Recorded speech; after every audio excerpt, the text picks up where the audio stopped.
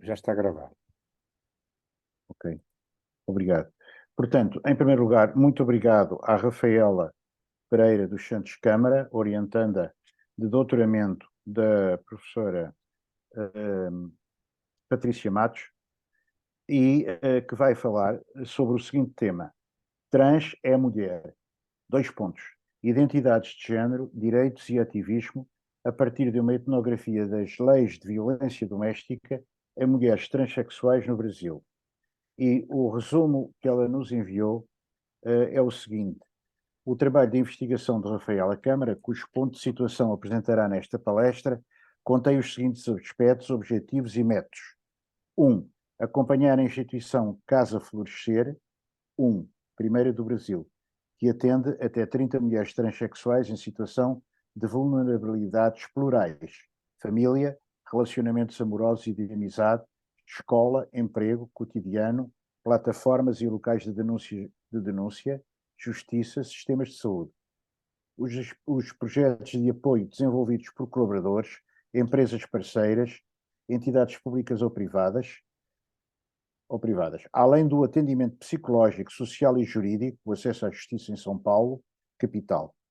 2.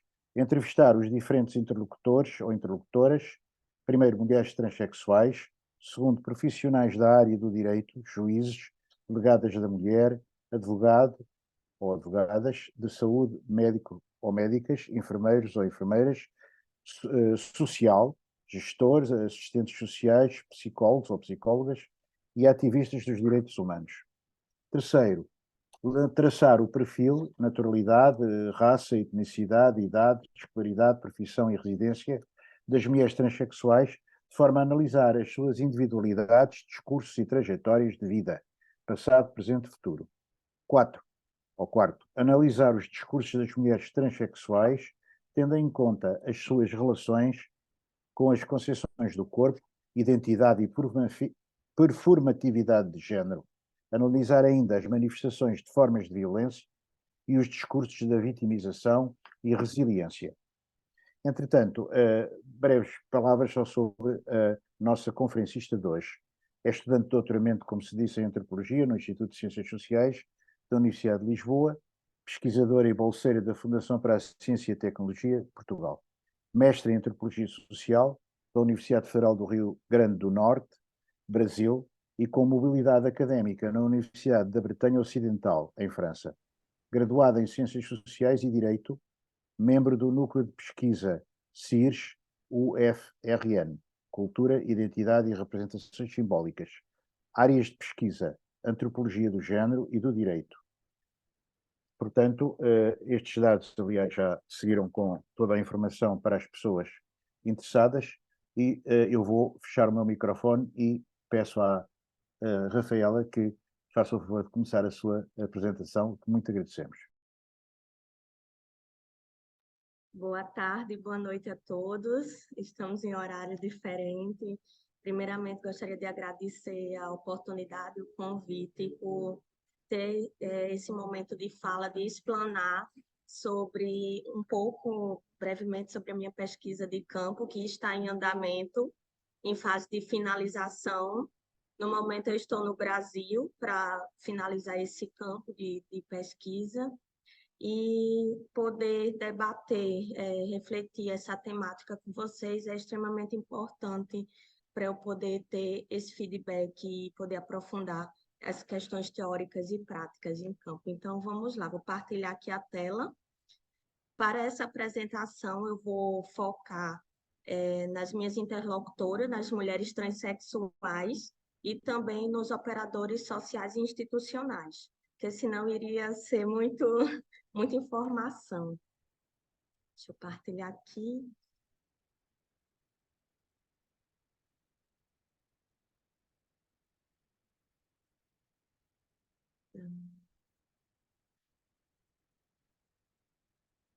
Bom, esse tema, a motivação desse tema veio desde o mestrado, quando eu cursei uma disciplina de sexualidade e gênero pela Universidade Federal do Rio Grande do Norte, e foi quando eu entrei pela primeira vez em campo na cidade de Natal, para poder ver como era o reconhecimento das leis de violência doméstica às mulheres transexuais.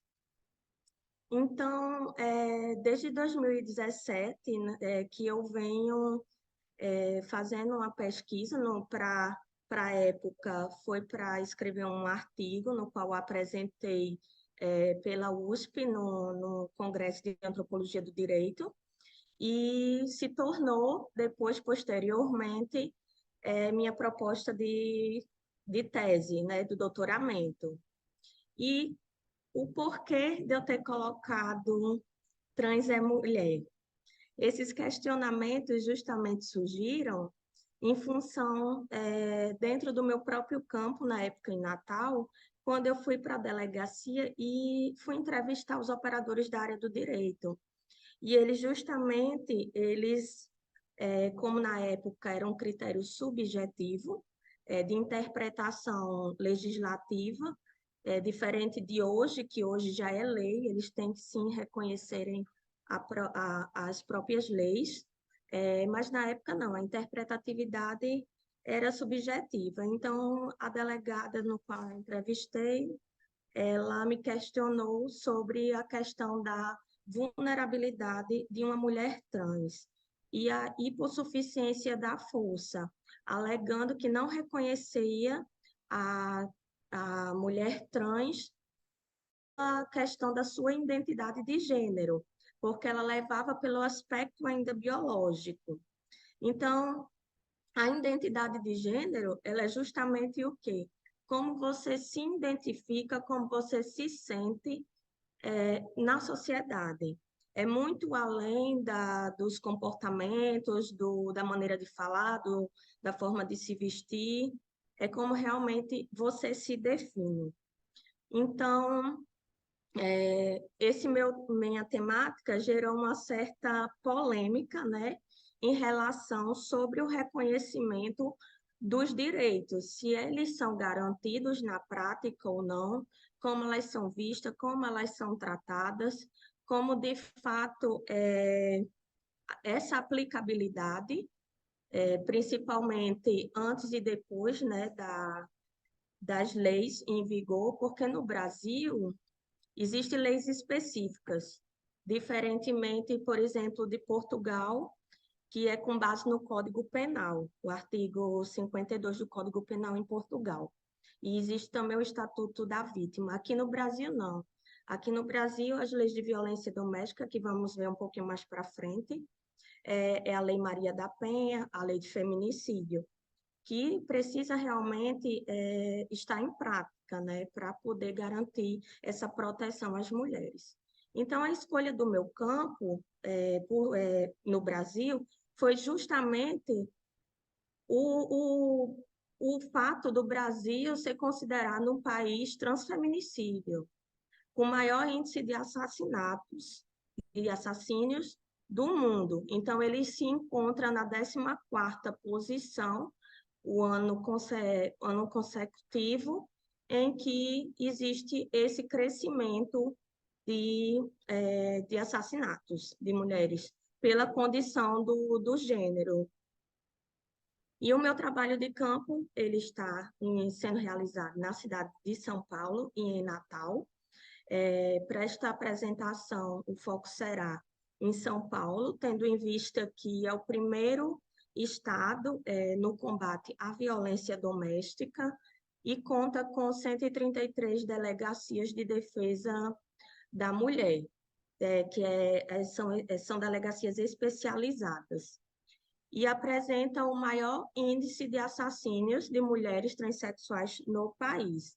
Se vocês forem pegar os relatórios anuais da ANTRA, que é a Associação Nacional de Travestis e Transsexuais do país, o estado de São Paulo sempre está entre os primeiros, entre os 5 primeiros.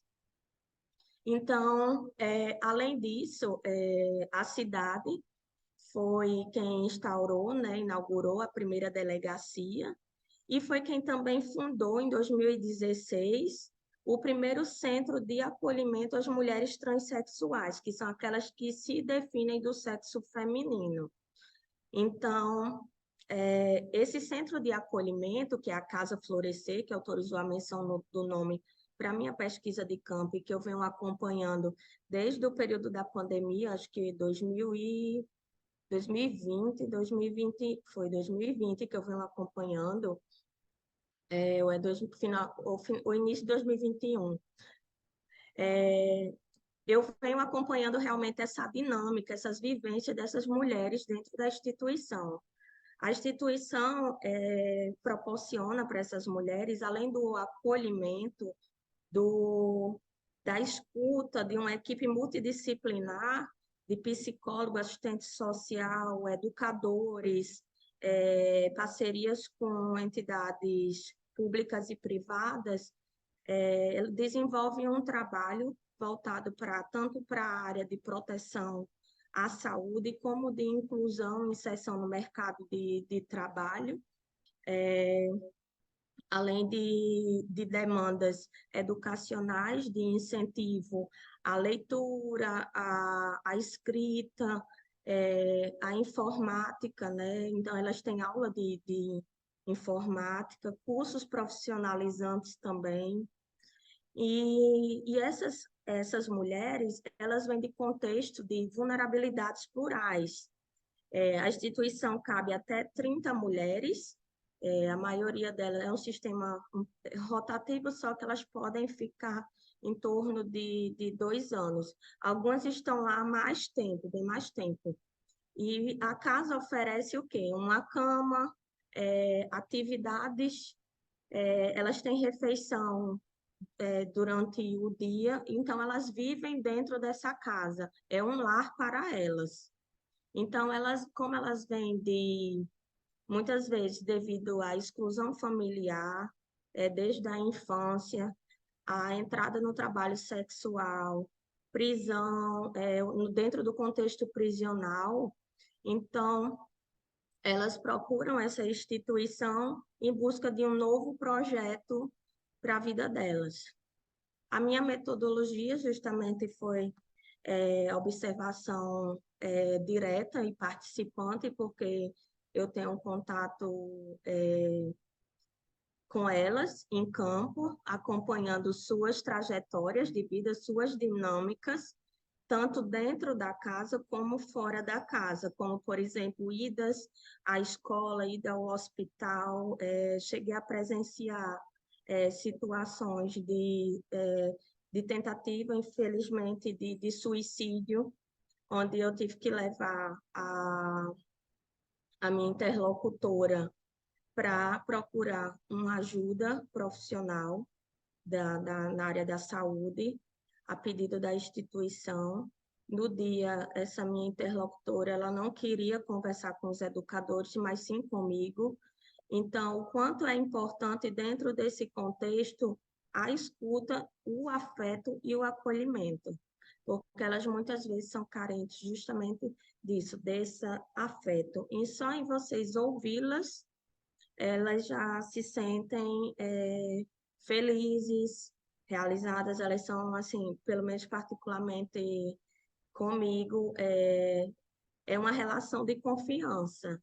Então, dentro desses anos, a gente vem adquirindo, cada dia dentro da instituição é um novo aprendizado, é um processo de ressignificação até mesmo do meu próprio eu, de novos olhares. Então, realizei entrevistas semi-estruturadas e abertas. No caso das semi-estruturadas, eu perguntei sobre a questão da identidade de gênero, como tudo começou, sobre o acesso à justiça, o acesso à saúde, como é que elas se enxergavam na sociedade, sobre se seus direitos são garantidos ou não, se elas já chegaram a recorrer às delegacias especializadas da mulher ou outros meios para procurar ajuda em casos de violência. Então, eu realizei as entrevistas através do celular, com autorização delas e da própria instituição. utilização das imagens também todas autorizadas. Acompanhei também essas dinâmicas em palestras, eventos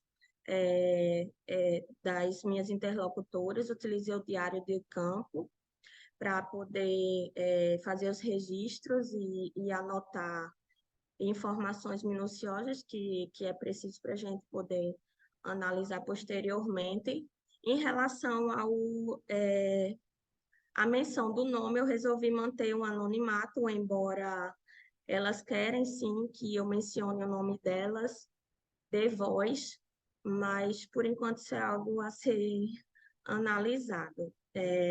Então, é por meio desses discursos que tenho encontrado as suas representações acerca das violências, procurando entender como esses eventos são constitutivos da sua identidade, em termos sociais e individuais. Então, está sendo uma análise fundamental, um processo de construção, que faz com que não podemos compreender os fatos e as leis sem compreender o ponto de vista e a vivência do outro. Para poder compreender a parte legislativa, normativa, eu precisava ter esse contato direto com as minhas interlocutoras, as suas próprias vivências. No Brasil, partindo para esse aspecto normativo, de contextualização, para depois a gente adentrar nas narrativas dela, eu selecionei algumas para mostrar para vocês. O Brasil, ele tem, como eu mencionei, a Lei Maria da Penha, que é a lei específica de combate à violência doméstica e familiar. A lei do minuto seguinte, que foi instruída no período do governo de Dilma Rousseff, em que oferece garantias às vítimas de violência sexual com atendimento imediato nos hospitais e todo esse amparo dessa equipe multidisciplinar de psicólogo e assistente social. E a lei de feminicídio, são as leis específicas, tem outras de autodeterminação do gênero, de identificação, de reconhecimento da identidade, né, do registro do nome, mas em relação às leis de violência doméstica específica, diferente de Portugal, que é uma lei mais abrangente, o Brasil conta com essas leis de proteção, que é justamente, na prática, o que gera esse questionamento, como realmente essas leis são aplicadas, se existe de fato esse reconhecimento, essa aplicação ou não pelos operadores da área do direito. Em 2019, aliás, em 2018, teve a resolução 19 de janeiro de 2018, em que define o uso do nome social de travestis e transexuais nos registros escolares. Aí vocês podem me perguntar qual a diferença, por exemplo, de travestis e transexuais. Não existe diferença, é uma questão da terminologia, de como elas se definem. Então, eu perguntei às minhas interlocutoras também como elas se definiam e o que era ser mulher para elas, para eu poder também compreender todo esse contexto. E, no caso, algumas ainda consideravam, né, que a travesti era aquela mulher de glamour, de brilho, e a transexual mais a mulher padrão que a sociedade almeja. Então, existiram várias diferenças de divisões, mas em termos, né, teóricos, não existe uma diferença em relação a como é só mesmo a parte de como você se define, a termologia. Então, em 2019, o Supremo Tribunal Federal determinou que os atos de transfobia ou homofobia fossem enquadrados no crime de racismo. E isso também, no caso da injúria racial, também se enquadra como uma das modalidades do crime de racismo. Então, hoje, qualquer pessoa que for ter um discurso de discriminação ou alguma ofensa direta para as mulheres, para o grupo transexual, vai responder sim um processo, vai ser enquadrado dentro dessa lei, seja pelo fato da sua orientação sexual ou da identificação do seu gênero. No caso do provimento, né, da alteração do nome e do gênero e sexo, tanto no Brasil como em Portugal, estou fazendo essa comparação para vocês também entenderem um pouco de Portugal, embora meu foco seja o Brasil, os dois fazem a retificação nos cartórios. No Brasil, há um custo para poder fazer essa retificação do nome, o que impossibilita, limita de muitas mulheres conseguirem em um tempo curto o seu reconhecimento, o seu nome, de como se identifica a alteração do gênero e do sexo nos documentos de identidade civil. Então, para elas é muito importante não só a alteração do nome social, mas nos próprios documentos, justamente para poder facilitar essa abertura da sua inserção nos diferentes espaços. Então, aqui eu trago um exemplo de uma das minhas interlocutoras. Essa minha interlocutora tem na faixa de seus 40 e poucos anos, voltou a estudar através do programa Transcidadania. É um programa inaugurado recentemente pela Prefeitura de São Paulo, também tem aqui em Natal, em que elas possam voltar a estudar, e aí proporciona cursos profissionalizantes, cursos de idiomas, e também possibilita essa inserção no mercado de trabalho. Então, proporciona uma bolsa de estudo para elas. Então, essa minha interlocutora, através do programa Transcidadania, conseguiu pagar a alteração do seu nome, depois de muitos e muitos anos que não conseguia, devido à demora do próprio sistema de justiça, porque por mais que a alteração dos nomes sejam no cartório e exista uma lei de gratuidade, de assistência à gratuidade, mas para conseguir essa gratuidade, elas precisam entrar com um pedido no Tribunal de Justiça, com uma ação, e comprovar que não tem meios para poder realizar o pagamento dessa retificação do nome. Então, como vocês podem ver, aqui são os custos na imagem, e ela conseguiu justamente porque ela já estava ela estava com uma bolsa, então ela teve essa oportunidade. Mas muitas das minhas interlocutoras, elas ainda não conseguiram essa retificação de nome. Então, isso acaba gerando uma resistência por parte das empresas quando elas procuram trabalho, da negação delas entrarem em função da questão burocrática, porque não tem o nome alterado. Atualmente, a instituição conta com uma média de 5, eu tenho 5 interlocutores que estão dentro do mercado de trabalho, dentro de multinacionais em São Paulo, e que conseguiram essa retificação de nome. O meu campo em São Paulo, como vocês podem ver, eu coloquei essa imagem mais simbólica, mostrando a parte externa da instituição e interna. Esse espaço é um espaço de interações, em que também de incentivo as atividades, a prática de esporte, então existem muitas dinâmicas. Essas frases foram realizadas por elas, patrocinada por uma marca que vocês estão vendo, foi a Nike que patrocinou a reforma da quadra.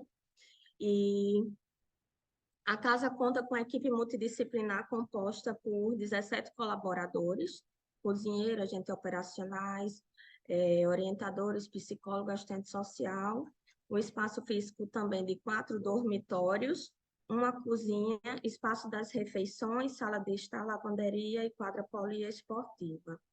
Essa foto aqui ao lado é de uma interlocutora minha, que tem 62 anos. Nesse dia, ela gosta muito de ler e ela é de pouca interação. Então, o quanto é importante esse incentivo institucional para essas atividades além desse espaço, né? E que elas se sintam motivadas. A localização da instituição, ela se encontra no centro de São Paulo. Como vocês podem ver aqui no mapa, é próximo a uma favela, que é a Favela do Gato, mas também fica próximo à área comercial, hospitais, escolas, restaurantes, é uma área de muita diversidade, de cultura. Próximo, não sei se vocês já ouviram falar da Cracolândia, que é uma região de moradores de muitos moradores de rua, de muita vulnerabilidade, né? Então, digamos que ela fica situada nesse contexto amplo, né? De diversidades e de bastante cultura também. Aqui, ao lado, há um complexo, o Complexo Prates, que fica um hospital. Então, quando elas têm algum problemas de saúde, como é do lado, elas vão lá, elas podem ir nesse, como podem ir em outros pelas proximidades. Então, tem todo uma assistência na área da saúde. Além dos acompanhamentos com os profissionais, como como, por exemplo, acompanhamento psiquiátrico, algumas precisam de um direcionamento nessas outras vertentes. Então, a instituição encaminha para essas outras instituições, através do sistema de saúde público. Em frente à instituição, há um ponto também de moradores de rua, e há um ponto também que, como posso dizer, elas estão seguras da porta da instituição para dentro. Da porta para fora é uma outra realidade.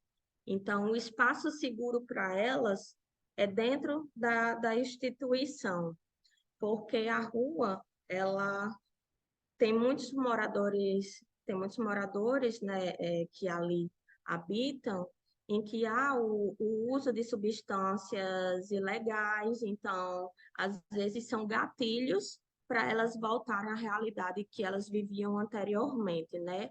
Seja no tráfico de drogas, seja no uso dessas substâncias, seja envolvida com o trabalho sexual, que muitas vezes a questão elas me alegaram que era a questão da própria sobrevivência, já que as oportunidades para elas são muito restritas ou quase não tem, então a única saída para elas que vem desse contexto é o trabalho sexual. O perfil das minhas interlocutoras dentro dessa pesquisa, eu tracei um perfil delas durante esse período. A maioria, ela vem do norte e nordeste do Brasil em busca de uma condição melhor de vida em São Paulo, já que é uma cidade maior, de mais oportunidades, então elas têm essa ideia de sair de cidades menores, pequenas, para ir para uma outra realidade, como realmente assim, sobrevivência. A idade varia entre 18 e 62 anos. Eu tenho 3 interlocutoras que estão nessa faixa de 50 a 60, 50 a 60. O estado civil são solteiras ou em união estável, mas que vão para a instituição porque sofreram violência doméstica em função dos seus companheiros ou companheiras. Vem de baixa escolaridade, ensino fundamental. No caso, eu acho que em Portugal deve ser o secundário, em Portugal. A maioria são negras e de baixo poder socioeconômico.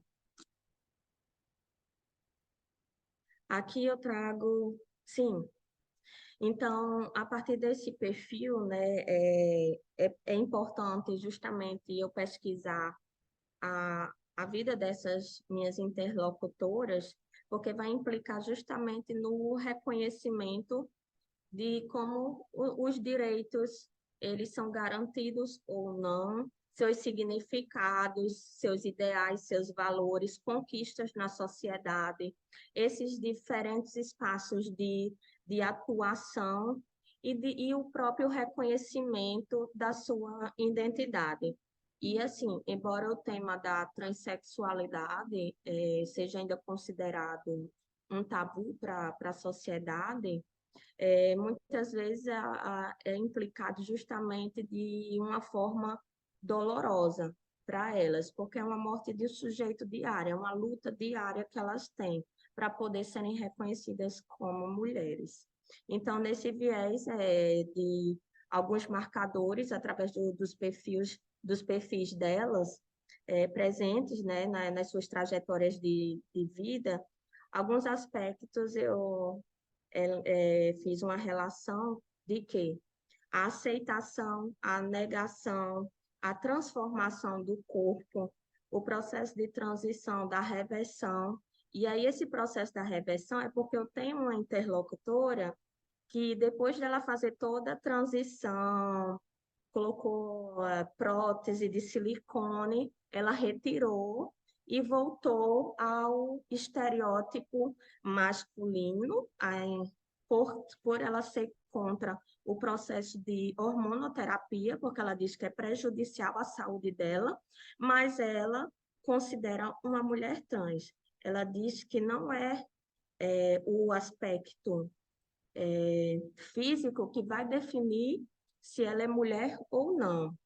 Então, como é esse entendimento do processo contrário à transição, né? Porque ela já passou por todo esse processo, depois voltou.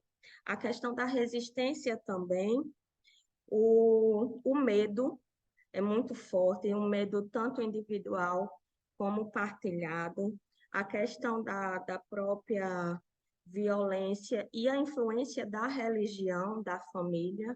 Então, eu tenho interlocutoras que vêm de famílias com específicas religiões que não aceitam a condição delas e foram expulsas de casa. Aqui eu trago algumas fotos das minhas interlocutoras, todas as fotos foram autorizadas dentro dessa minha vivência, desse contexto, né, de partilhas, em ações, em rodas de debate, participei também juntamente com elas acompanhando no o Miss Trans Brasil, que inclusive vai ter esse ano novamente, e o quanto que esses eventos são importantes para a construção da nova perspectiva de vida delas, dessa nova inserção. Infelizmente, dentro desse meu contexto de pesquisa, eu perdi 3 interlocutoras que faleceram. E são vivências assim, são momentos de alegria, são momentos de tristeza, são momentos de tensão, de emoção, e como é que eu, em campo, vou lidar com essas diferentes situações. Aqui também trago outras imagens delas, em diferentes contextos também. Fomos aí ao cinema, carnaval, participando de ações voltadas para saúde, com palestras, fórum de empresas, palestra também dentro de empresas privadas. A Casa Florescer, por exemplo, ela foi, como eu disse, foi a primeira do Brasil, mas depois dela surgiram outras Casas Florescer. Atualmente são 4, 3 femininas e uma masculina, que é justamente essa última imagem. Esse prêmio, quem recebeu foi a Casa Transmasculina, que convidou a gente que estava lá, que estávamos no momento na instituição, fomos convidados para prestigiar, porque eles ganharam um prêmio.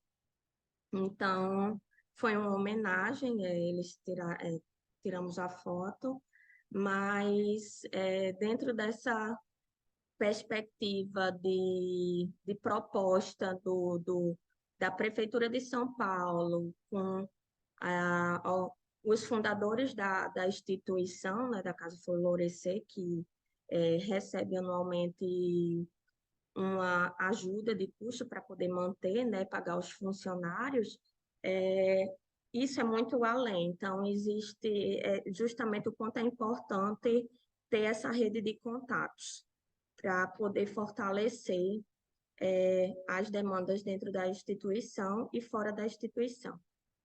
Aqui também eu trago a questão da saúde, porque eu tenho uma interlocutora que ela é um agente da prevenção. Então, quando algumas meninas da instituição precisam de um direcionamento maior, voltado para a área da saúde, com algum problema, por exemplo, uma doença, foi diagnosticado com uma doença, então ela encaminha e faz toda essa articulação dentro dos hospitais. Eu pude acompanhar de perto essa minha interlocutora e a minha outra interlocutora, que estava negando fazer os exames de sangue, com todo o acompanhamento por medo, porque ela não queria sair, ela não queria buscar ajuda. Então, foi um momento bem difícil, mas ela conseguiu superar, ela conseguiu iniciar esse tratamento, e o quanto que é importante também estar presente, né, além do espaço da instituição, principalmente nesses outros contextos, como o hospital. Aqui também é um incentivo à inserção no mercado de trabalho, então eles têm parcerias em que faz inscrição, preenche. Eu pude também participar realizando currículos das minhas interlocutoras para poderem se inserirem no mercado de trabalho.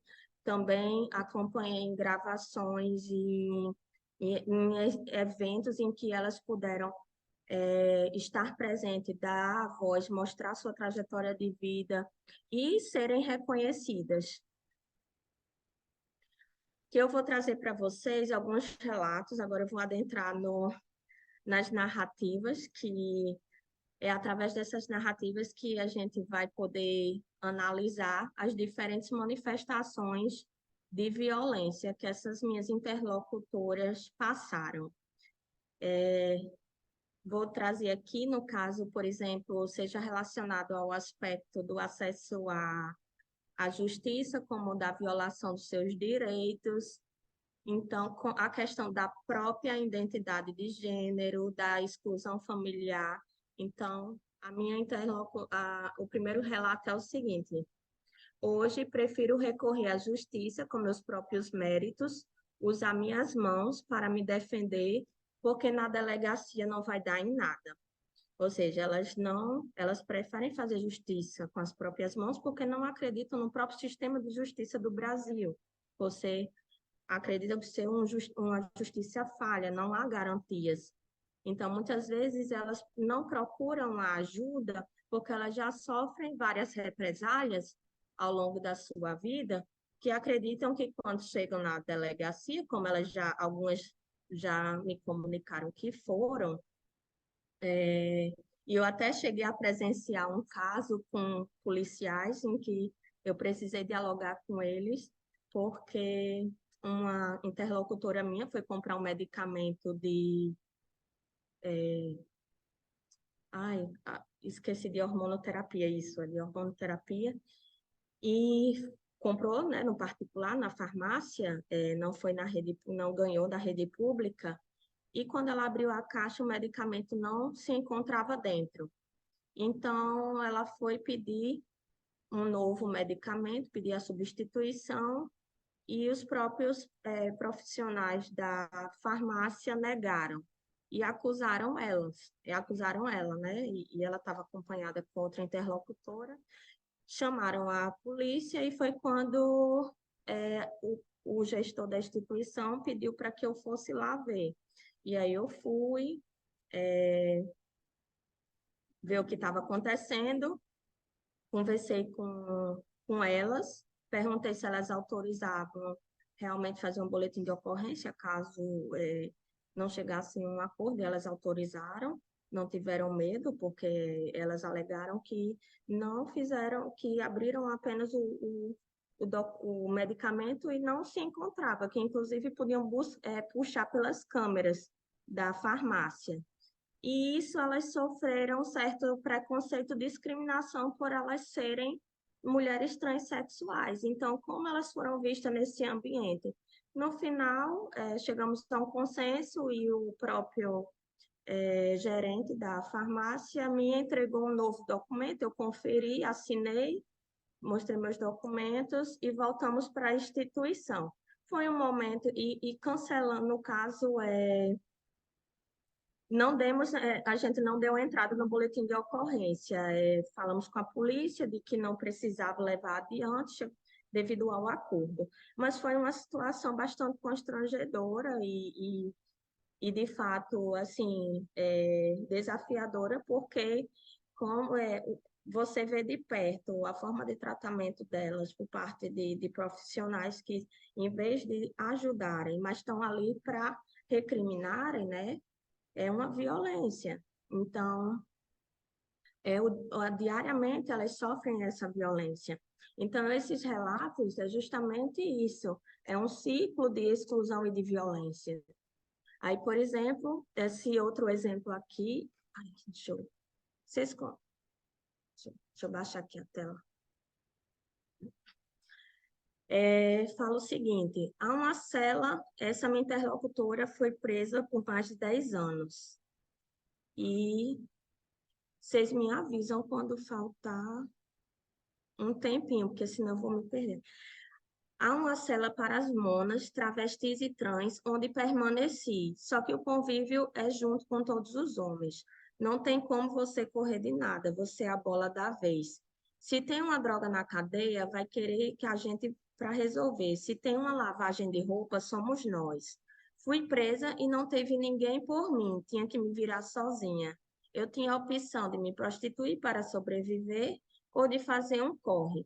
Preferi fazer um corre, abrir uma lavanderia, lavava roupa para os homens como uma forma de me manter. Ter um cigarro, comer doces, guloseimas, ter seu próprio ter seu dinheiro do percurso.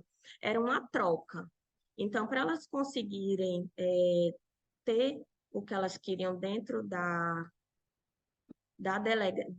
prisão, elas precisavam fazer favores para os presos.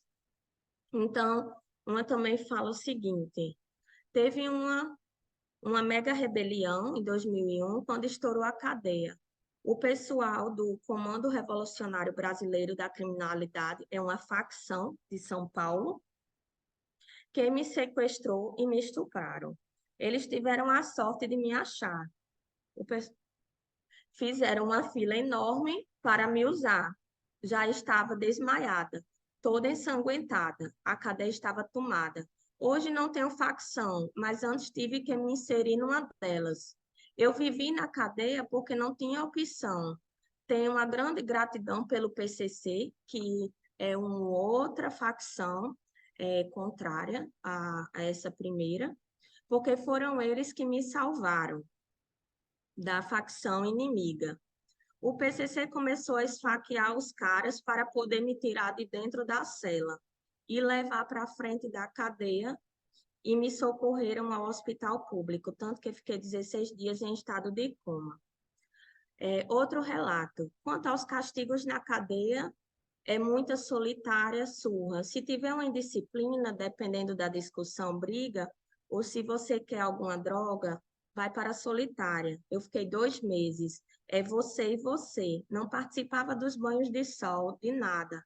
A alimentação é jogada pela boquete, aquela janelinha da cela. No espaço tem uma cama de alvenaria, um buraco e cano, que é o banheiro. Tudo muito precário. Já outra interlocutora mencionou: andava com botas, mas no meio delas eu levava 2 canivetes. Elas me disseram que era uma forma de proteção, quando elas saíam com os clientes no trabalho sexual, que aí já é um outro contexto diferente de como é o funcionamento e prática dentro do sistema prisional. Os clientes, quando saem com a gente, vão todos armados também. Aí ela ainda continuava. Olhava para o espelho e me via de cabelão. Isso já é uma outra violência que ela passou, essa minha interlocutora, que em relação ao pai dela, né? Então, aqui a gente vê 3 contextos diferentes: trabalho sexual, contexto prisional e agora o familiar. Olhava para o espelho e me via de cabelão. Desde que me conheço por gente, nunca vi uma figura masculina, sempre via aí. Quando ia para casa, meu pai já via que eu estava ficando mais feminina.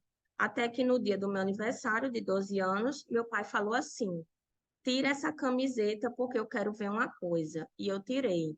Me questionou sobre a faixa, porque ela usava uma faixa nos seios. Ele disse: você vai tirar essa faixa agora. Perguntei o que ele queria ver. Foi na hora que ele me deu outro tapa na cara. Nisso que bati a cabeça, meu pai me deu 3 facadas.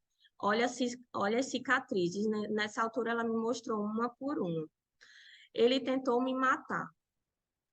E aí foi quando ela saiu de casa. Aqui também eu tenho outra interlocutora que fala do aspecto, né, do sistema de como funciona dentro do trabalho sexual, como elas são tratadas e como é essa dinâmica. Então, ela fala assim, que o programa custava R$ 150 meia hora, então ele disse, vamos, respondi, vamos, né? Porque as bichas me avisavam quando tinha que cobrar na zona. Nesse primeiro programa, eu era virgem. Não senti dor nem nada quando entrou, só senti dor quando ele enfiou em mim uma pistola de calibre 12.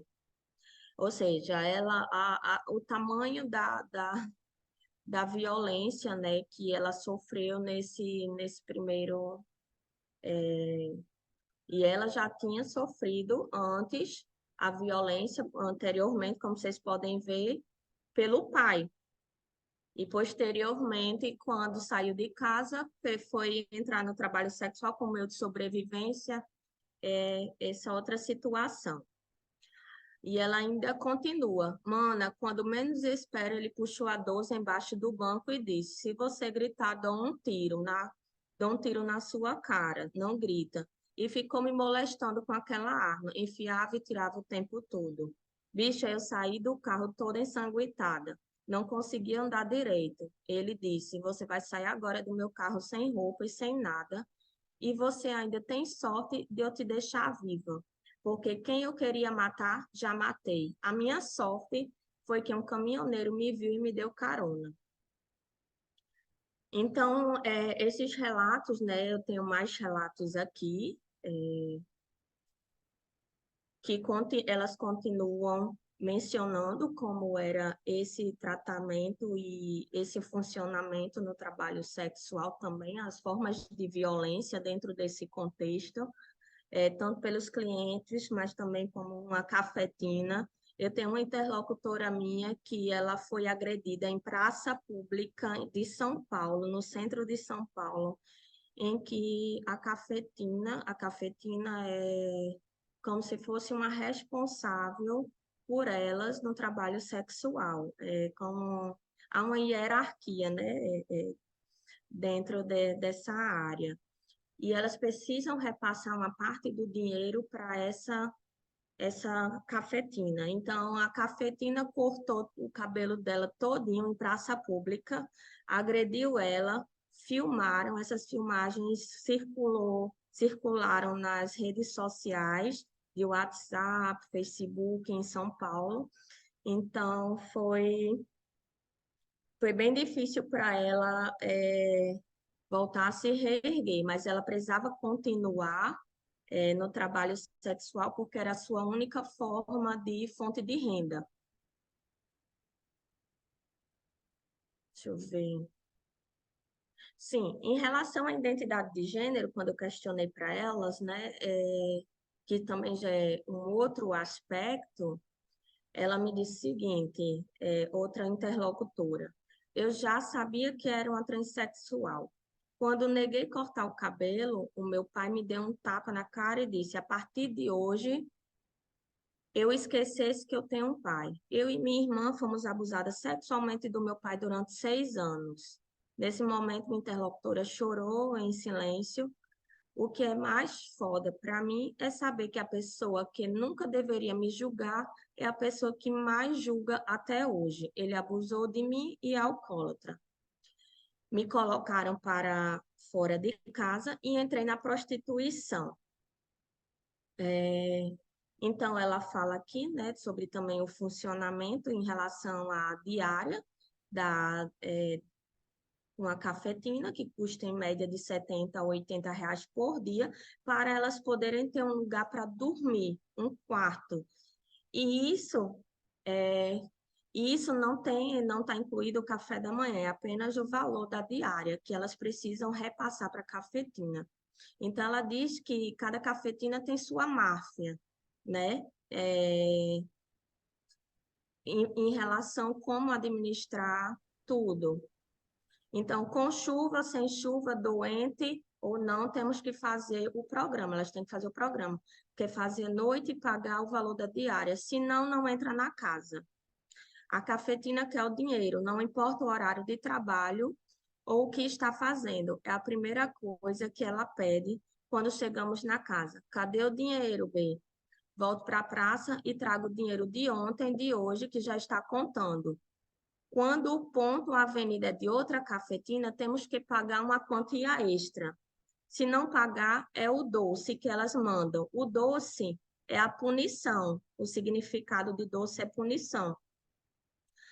A prostituição não dá dinheiro. Um programa, em média, R$ 50.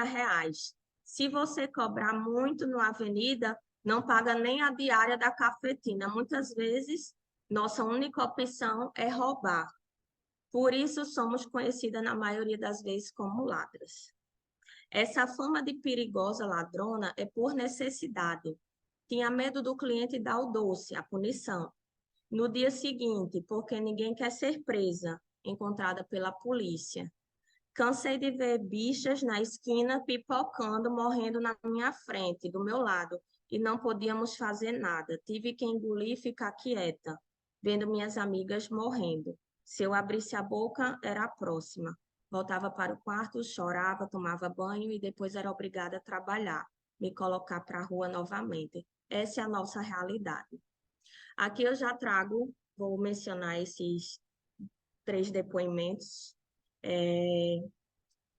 que aí eu perguntei, né, para tentar compreender também sobre as trajetórias dessas minhas interlocutoras, como é que é o trabalho que eles desenvolvem diante dessas diversas violências, né? Como é que eles lidam, como é que é essa abordagem para desenvolver um acompanhamento mais direcionado com cada uma, de forma individualizada. E aí, um dos meus interlocutores da área social e institucional diz que a população trans é uma colecionadora de não. E a gente tentou fazer que transformasse no sim. Então, e isso foi acontecendo tanto que hoje mais de 150 meninas que passaram pela casa conseguiram autonomia, quase 30%. É um número alto porque é um lugar de seguridade. E quando você pensa em termos de avanço político e social, em 2019, como eu disse, inaugurou outras casas. Então, foi através dessa dinâmica de entender o processo de articulação de saída das ruas, ou o entendimento desse corpo trans é muito maior daquilo que imaginávamos e tentamos justamente fazer com a articulação de rede, que é o melhor. Então, ele fala que a mentalidade de uma menina de 19 anos, por exemplo, é diferente de uma de 55, mas que é preciso, né, entender o perfil delas, que é marcado por muita ruptura, violência, porque se ele ainda diz assim, ó, porque se você parar para pensar, todos os relatos existe uma narrativa de sobrevivência e tentativa de suicídio, onde você busca o acolhimento é dentro da sua família. E quando você não tem, vai buscar isso fora, que é um preço muito maior. É o corpo condicionado ao corpo de padrão assassino, é uma outra realidade. É você se prostituir porque não consegue oportunidade de trabalho. É se tornar um corpo do fetiche e do medo, porque a qualquer momento você pode morrer. O trabalho, por exemplo, da assistência social é fundamental porque é a primeira acolhida, encaminhamento que é feito para aquela pessoa. E você começa a desenhar algo para ela, e esse desenho existe a vontade sua e a vontade dela. Como você amarra essas duas vontades em apenas uma? E o psicólogo entra nesse lugar de trazer, enquanto grupo, terapia individual, coletivo, ter cuidado com a saúde, porque essas violências geram danos. Quando existe uma necessidade de que a maioria das meninas não gostam, diante de uma situação emergencial, ela é encaminhada para uma rede, para um profissional poder orientar. Aí tem também outro narrativa do interlocutor institucional, a gente tem que levar isso de forma mais abrangente para outros lugares, para que de fato a gente consiga ter uma compreensão que somos humanos, pessoas, que temos desejos diferentes, que temos possibilidades diferentes.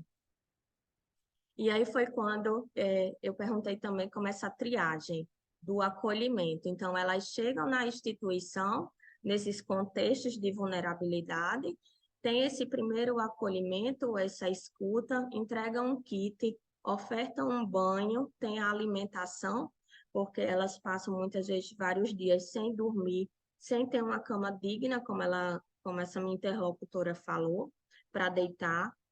E é como se fosse impossível para elas projetarem um projeto, para elas criarem um projeto de vida. Então, é todo um trabalho de uma equipe multidisciplinar que vai atuar para que elas passem a ter um projeto de vida. E o projeto de vida naquele momento é o quê? Tomar um banho quente, ter uma cama limpa para dormir, para descansar o corpo. E aí, no decorrer do tempo, a gente vai conhecendo, vai conversar. Muitos casos são questões de saúde e fazemos os encaminhamentos para as suas demandas e áreas específicas com a devida documentação. Eu perguntei em relação ao que a casa precisa melhorar. E ela falou o quanto que é importante os próprios profissionais da instituição terem um acompanhamento psicológico, o quanto o emocional diariamente influenciam também na sua vida pessoal.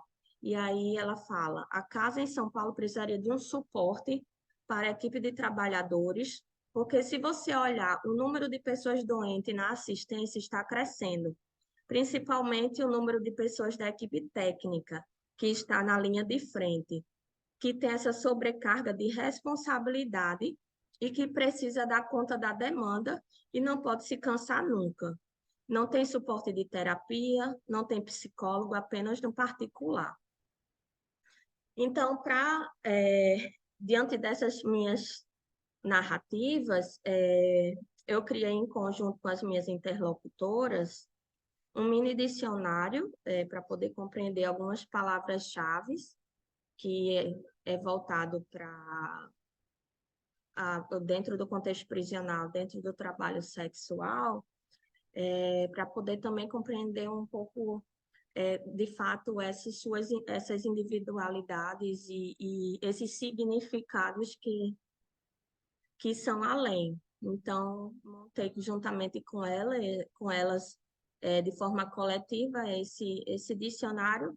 Tem mais palavras, eu apenas mencionei essas 25, porque são as que mais marcam nas narrativas, né? Então, que envolve justamente a questão da habitação, que são as malocas, e que muitas delas moravam nas ruas, em lonas, né? Aquelas, como se fossem aquelas barracas de camping, de campismo, né? Então, o uso de substâncias ilegais, né, como o crack, a pedra, o cigarro, cocaína, a questão da polícia, né, que também é muito forte nos discursos, do dinheiro. E em relação à apreciação do material recolhido nessa primeira análise, os depoimentos das minhas interlocutoras, elas revelam um passado de vulnerabilidade e um cotidiano marcado pela violência e insultos morais, mas ao mesmo tempo de poder, força, resistência, resiliência, superação e luta. Ademais, se a violência já fazia parte do seu cotidiano, passam a ser submetidas a outras formas de violência perpetuada, muitas vezes pelos próprios agentes do Estado, que deveriam antes protegê-las, sem que tal chegue a ser denunciado socialmente. As vivências que me foram relatadas suscitaram no interesse e a necessidade de explorar melhor essas questões teóricas acerca da violência e do contexto da prisão, poder, resistência, antropologia da repressão e do Estado, né? Com vista a compreender melhor todo esse universo. Um mundo muitas vezes paralelo e subalterno, mas familiar para muitas das minhas interlocutoras. Para já concluir-se que as legislações em vigor que deveriam proteger essas mulheres, no caso das leis de violência doméstica, como a Lei Maria da Penha, a Lei de Feminicídio, muitas vezes não a protegem, o que fortalece um ciclo de exclusão, vingança, discriminação e violência. Por outro lado, verifica-se uma dificuldade no acesso aos serviços de saúde e à justiça. Logo, a violência acaba por assumir dimensões e perspectivas distintas, seja na materialização dos corpos, seja na violação de regras e padrões comportamentais. E aí, o que é que eu queria frisar, que é um exemplo, né, dessa parte da aplicabilidade da lei, é que mesmo tendo a retificação da Lei Maria da Penha pelo Supremo Tribunal, pelo STJ, Supremo Tribunal de Justiça, em que é para considerar realmente a Lei Maria da Penha e a proteção às mulheres transexuais, ainda assim, atualmente teve um caso de transfobia, num discurso de um próprio operador do direito, um desembargador do Tribunal de Justiça de São Paulo. E esse discurso foi num evento do Ministério Público, está inclusive na internet, foi agora, dia 22 de agosto. E o discurso dele foi o seguinte, eu até anotei aqui, para vocês verem como a lei foi alterada para garantir os direitos, mas ainda alguns operadores do direito não conseguem reconhecer a mulher transexual, o reconhecimento da própria identidade de gênero. Então, ele menciona o seguinte, na palestra, o desembargador disse: sexo e gênero, no meu tempo, significava a mesma coisa, com todo o respeito a homossexuais e transexuais. Transsexual não é mulher. Isso é uma humilhação para a mulher. Dizer que transexual tem que receber a Lei Maria da Penha é um absurdo. Então, esse desembargador, ele foi enquadrado, ele responde o processo por transfobia, né? Já que o Brasil agora existe essa lei específica do racismo, né, e da injúria racial, em que qualquer ofensa ou discriminação à identidade de gênero é considerado um ato de violência, é considerado uma transfobia. E ele pode levar de 1 a 3 anos de prisão ou se estender até 5 anos de prisão. E isso foi agora, dia 22, em agosto, mês passado, né?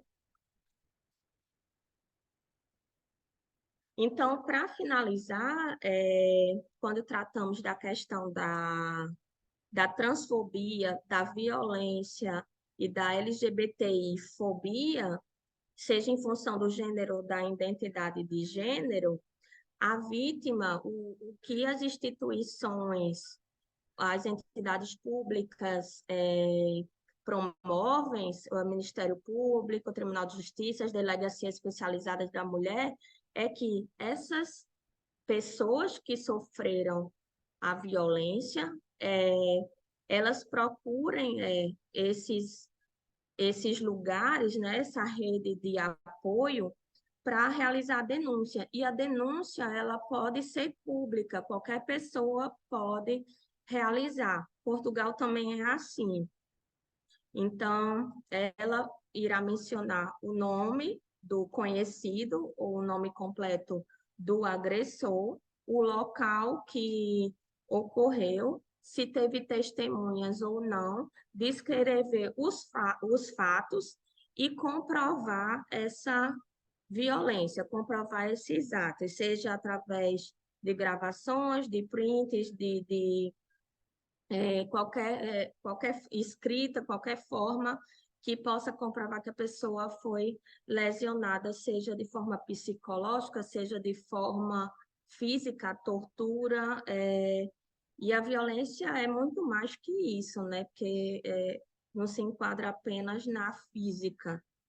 Então, assim, quem quiser ter mais informações, por exemplo, em relação a essa temática da transexualidade, da violência, da transfobia, como deve recorrer para procurar ajuda, o Brasil tem essa associação nacional, que é a ANTRA, que faz um mapeamento desses índices de violência, que é justamente essa associação. E eu vou mostrar para vocês aqui, só para finalizar, um vídeo de 2, 3 minutos, e aí a gente encerra. Eu acho que eu já passei do tempo, né? Essas imagens foram autorizadas pela instituição. Quem quiser também ver de perto a instituição que eu faço pesquisa é a Casa Florescer 1. Ai, meu Deus, espera. Vocês conseguem, deixa eu ver se...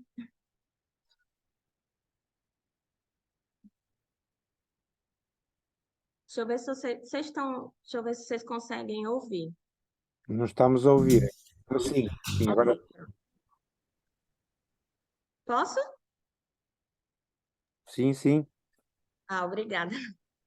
Ai, meu Deus, eu sou péssima de tecnologia, Jesus.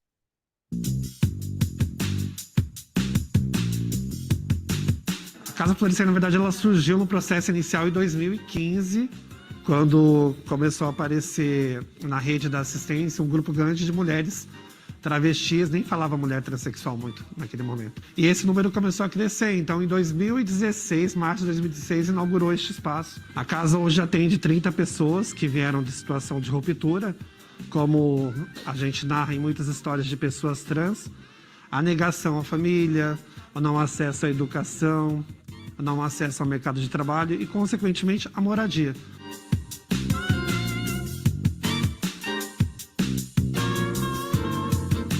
É um grupo de meninas que vem de outras regiões do Brasil. Grande parte da região norte e nordeste, que vem para São Paulo na busca de o quê? de um sonho, de uma qualidade de vida. Sou de Curitiba, do Paraná, estou em São Paulo há 5 anos. Sou de Fortaleza, Ceará. Eu vim de São Luís do Maranhão. Passam por atendimento social e psicológico, né?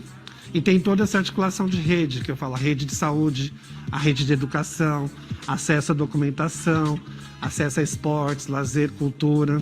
Então aqui oferece café da manhã, almoço, jantar e, quando possível, quando a gente tem um pouco mais de recurso e doação, tem o café da tarde e a ceia da noite. Eu morava debaixo do viaduto 3 anos atrás. Estava muito doente, muito drogada. Nem meu nome eu sabia escrever. Aí botaram na escola, sem assinar meu nome. Tirei todos os meus documentos, retifiquei meu nome agora. Ando limpa, cheirosa, arrumada. A depressão me levou ao isolamento e o isolamento me levou a adquirir outros tipos de substâncias para anestesiar as sensações, que no caso foi o álcool comigo. Hoje em dia eu digo que eu tenho uma vida em que eu consigo me controlar.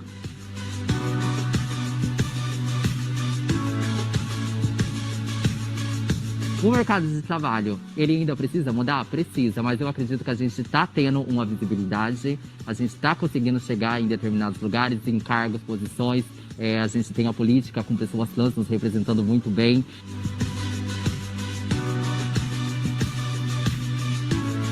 Quero usar de mim, enquanto pessoa, enquanto capacidade de poder chegar a lugares e poder estar abrindo mais portas e espaços para as mulheres trans e, enfim, a diversidade em si. O que eu quero é saber ler, escrever, ter meu trabalho e minha casinha própria.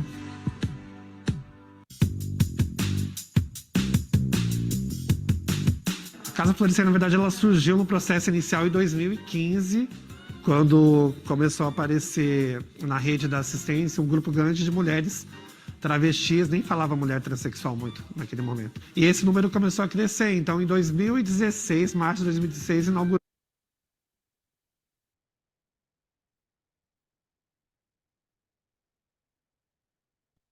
Eu gostaria de agradecer Vou finalizar minha apresentação.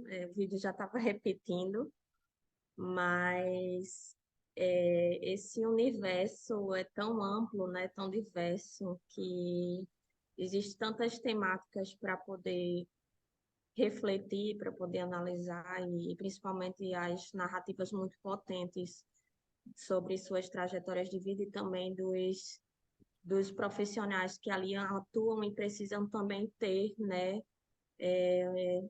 ter um acompanhamento dentro na questão emocional, e o sistema carece disso, né? O próprio Estado não fornece.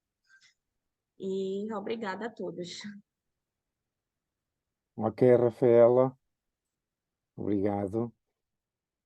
E agora está aberto, creio que o Vítor, estou a intervir, mas o Vítor é que está a moderar, mas acho que está aberta a sessão para colocar algumas questões à Rafaela, não é? E eu começava eu já também a abrir as hostilidades para a Rafaela, de alguma forma, porque na tua apresentação tu fazes aqui uma descrição de muitas leis, não é? De muitas leis, de específicas, e vemos um claro desfazamento entre o processo legislativo e a realidade social, não é? Ou seja, não é por falta de legislação que o Brasil não tem sistemas de proteção legais deste tipo de, tanto dos transexuais como dos transgêneros, não é? Mas, de facto, vemos uma realidade de violência, uma realidade de não cumprimento, o que mostra que parece, e agora vamos para a dimensão polémica da questão, que é, provavelmente a sociedade, pondo de lado a questão que devemos respeitar o diferente e devemos respeitar e aceitar, e a religião ser correta, não é? A partir de todos estamos aqui de acordo que devemos proteger, e as pessoas esta vulnerabilidade deve ser protegida e a identidade das pessoas deve ser respeitada e assumida, ponto final sobre isso, mas vemos que há de facto uma espécie de uma elite cultural, ou uma elite académica, uma elite legislativa, não é? Que tem um conjunto e é capaz de impor no espaço legislativo de leis, umas leis corretas, não é?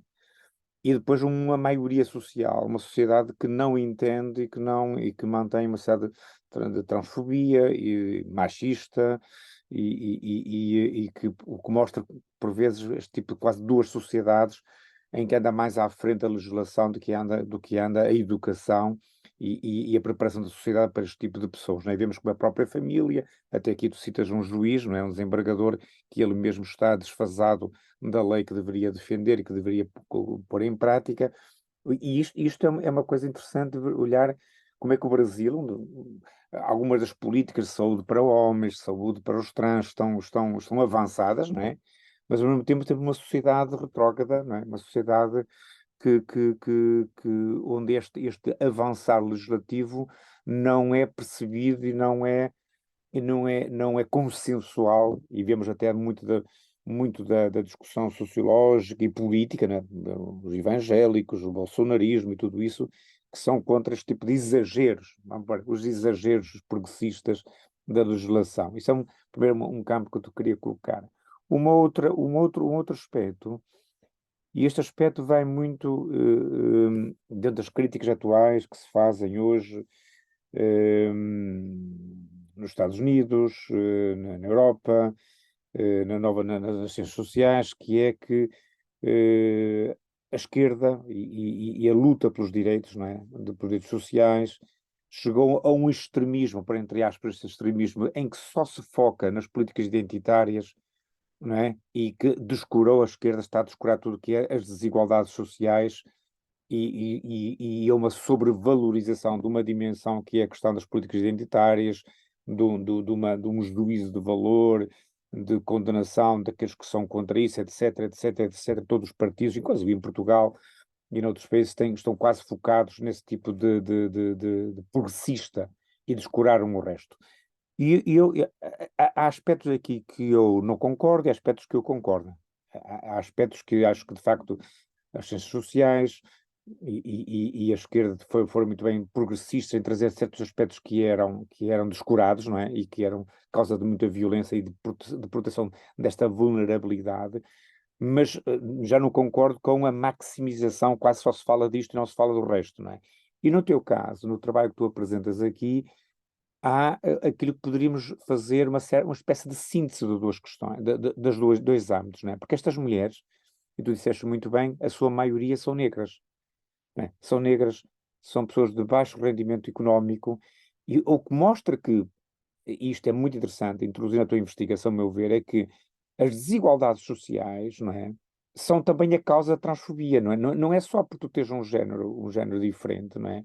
Ou um género que não está dentro da consensualidade social, que tu és discriminada, violentada, como tu, casos que tu citaste, violada, presa, agredida, é porque tu és pobre, é porque tu és marginalizada já pela tua cor ou pela tua situação social, que leva a que tu, essa crescente da transexualidade, porque provavelmente, vamos aqui pôr algumas mulheres, alguns transexuais no Brasil com capital, não é? Capital cultural, capital social, capital económico, não passam minimamente por esta situação, não é? Não passam nem por esta agressão, não passam por esta discriminação e até são capazes de assumir publicamente sem ter o risco dessa vulnerabilidade. E, portanto, seria talvez a altura, né, em ciências sociais e a altura da esquerda e de quem se interessa pelos direitos humanos, de mostrar que por trás disto tudo também está uma revolução dos estudos de género, mas também está, e continua a estar, as desigualdades sociais, não é? A pobreza, a marginalidade rássica e as questões que foram caras à esquerda durante muito tempo, não é? E que nós temos que voltar a elas, porque por trás delas estão todas estas discriminações também. E era tudo. Gostava que tu comentasses um bocadinho para estes dois âmbitos e depois certamente depois abriremos aos colegas, quem queira também colocar ou quem queira colocar mais questões, não é?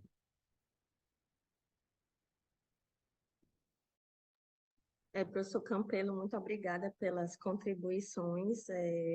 Como diz, é tanto material que ainda falta fazer realmente essa análise mais direcionada, mais profunda, para além dessas narrativas, né? E ver realmente esses marcadores, porque, de fato, essas mulheres já são marginalizadas, já vêm de um contexto também subalterno, né? Em que Talvez, né, como você mencionou, né, se elas tivessem uma condição diferente da que elas se encontram, elas não passam por essa questão da violência, que é justamente o que difere do meu campo de Natal. O meu campo de Natal já tem um outro perfil. As minhas interlocutoras são acadêmicas, são da universidade, que também são mulheres brancas, já tem outro contexto, tem outro viés. Só que, de fato, realmente eu preciso fazer, depois juntar todos esses dados, conversar com a minha orientadora e minha co-orientadora para a gente discutir como vamos explorar, né, não apenas essas representatividades narrativas, mas ver também essa questão da antropologia, da sociologia, essas desigualdades, né, esses marcadores de fato. E esses contrastes de culturas completamente diferentes, de poder socioeconômico diferente, de inserções em espaços também completamente diferentes. Então, eu não mencionei o contexto de Natal, porque eu ainda estou finalizando o campo, em São Paulo está mais avançado, por isso que eu resolvi especificar com vocês o meu contexto de São Paulo, que foi o primeiro do Brasil. E serve de base também para aqui, para Natal, porque, por exemplo, há projetos como Transcidadania, que já existe em São Paulo, que foi implantado agora, recentemente, esse ano, aqui no estado. E até, como você falou, a questão do poder socioeconômico difere até no valor das bolsas, porque em São Paulo é superior aqui é a metade a bolsa das meninas que estão inseridas nesses programas a nível educacional, né, para se inserir nesse contexto. Mas muito obrigada, professor, pelas contribuições e vou depois focar mais e adentrar no campo. Muito bem, Rafael. Quem mais queira conversar um pouco com a Rafaela, seria interessante que vocês participassem também.